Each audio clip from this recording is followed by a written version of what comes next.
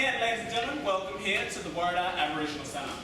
Today, my family and I, we're going to share with you the beauty of our culture. We're going to share with you our song and dance, a story behind the instrument here on the floor. We're also going to share with you a bit of knowledge about what we wear in our bodies, our law, a bit of information on our tools and weapons, and some of the artwork you may see in our galleries out there. Before I do get started, however, I must acknowledge the land I'm on today. Because myself and my family, we don't come from this tribal nation. The animal you see on the screen, in the Gundungurra language, they call it Bijiwa. He is the totem of the Gundungurra people, the custodians of the land we're on today.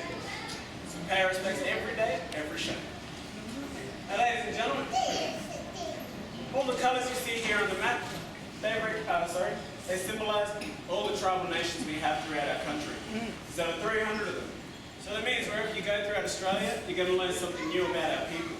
Because we all didn't dance the same, we all didn't partake in our ceremonies the same way. We all practice things very differently. Now, growing up traditionally, we learned the main language where we're from. And then we'd also learn the surrounding tribal areas as well. Reason being, so it made it possible for us to share our ceremonies and also our songs and dances like we are today with you. And the first thing I'm going to get into is the laws we wear on our bodies. Coming from my older sisters in the back to my younger brother and sisters at backstage, and also our uncle's country as well. Now, my uncle's people, they are Niamba. The language they speak in his area is Wongadwa.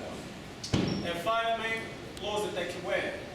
First of which is the family law, and here you see them with the markings of kanas, the little grey wallabies. All the men in the family can wear that design there. The women have a separate design paying their respects to the family totem.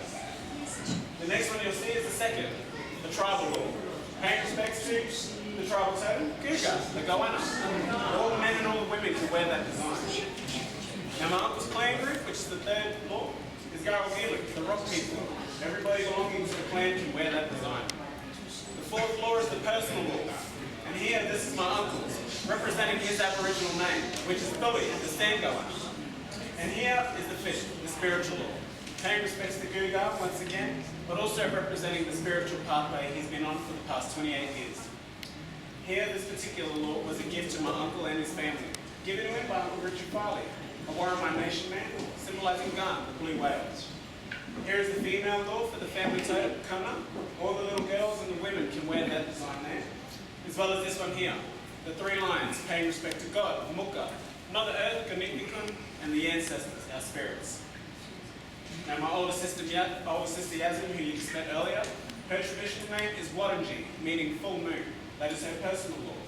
And here she is wearing the tribal law for both myself and her, representing our totem in the rainforest country, Karachi, the cassowary.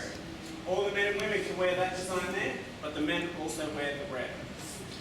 The markings you see on this gentleman's belly and on his legs, pay respects to Marabu, the red kangaroo, tribal totem from my brother's people. And last, our big brother Lee, also from Wongadwa. His traditional name is Kipachamuka, meaning kangaroo sleeping.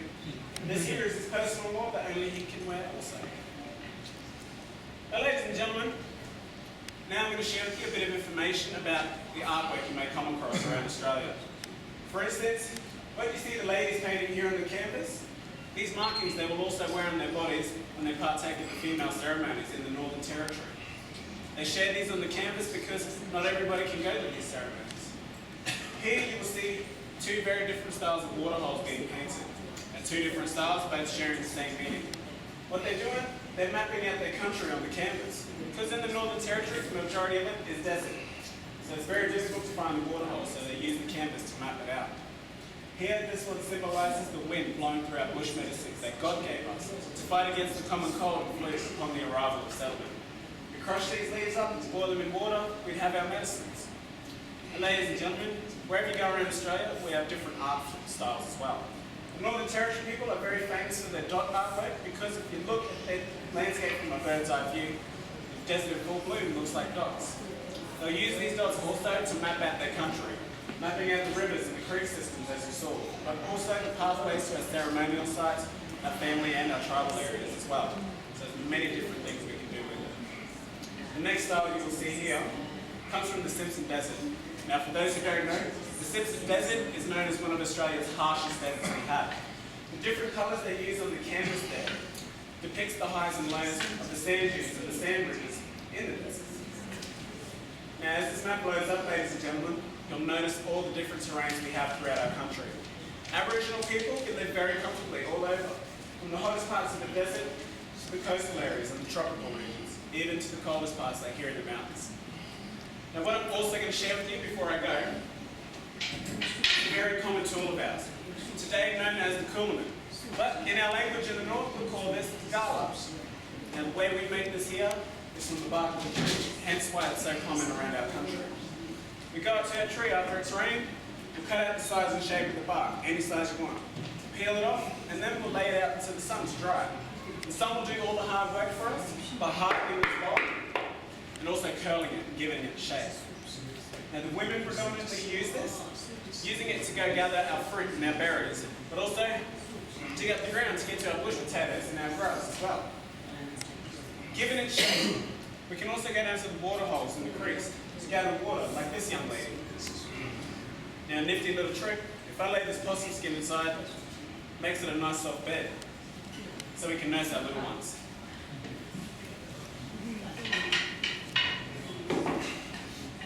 Now, ladies and gentlemen, that's just the end of the first part of the show. What I'm going to do now is bring out my younger brother, who's going to share with you the story behind this instrument here. He's going to share with you where it came from, share with you how it got its name, and also demonstrate how to play this instrument. We pay our respects to Uncle Jalu. He is the traditional custodian and the owner of the story to which this instrument belongs. So I'm going to bring out my brother, and later on we're going to be out for some song and dance. Until then, enjoy the rest of the show, ladies and gentlemen. Thank you. This is a story about the didgeridoo, world's oldest instrument. The didgeridoo originated in East Arnhem, home of the Yolngu people. One day, a man named Yidiki went out hunting when he heard a strange mystical sound.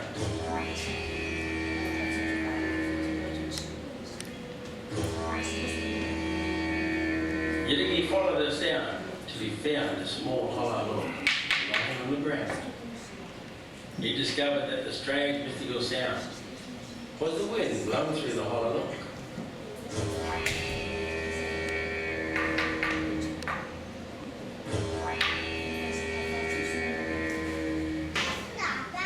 Sawdust and termites fell out of the end of the log when he picked it up. And he blew with the log, blowing the dust and termites into the night sky. The dust creating the Milky Way, and termites becoming the stars. Yidiki tried to imitate the sound of the wind.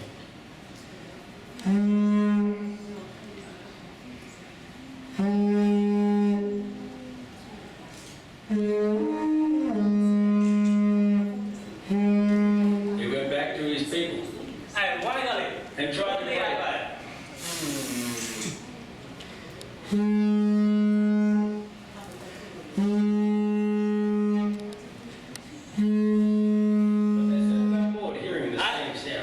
Send him away, telling him to return the log to the bush. Yidiki went back to the bush, but instead of returning the log, he began to practice.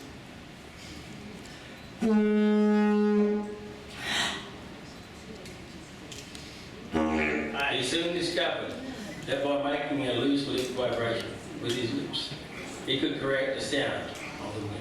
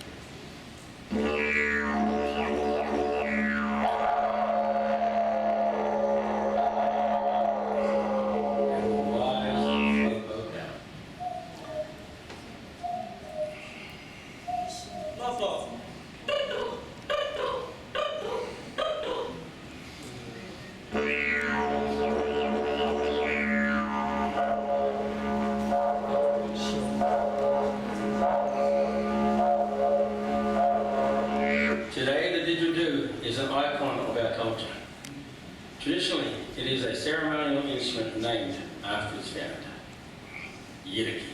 Thank you.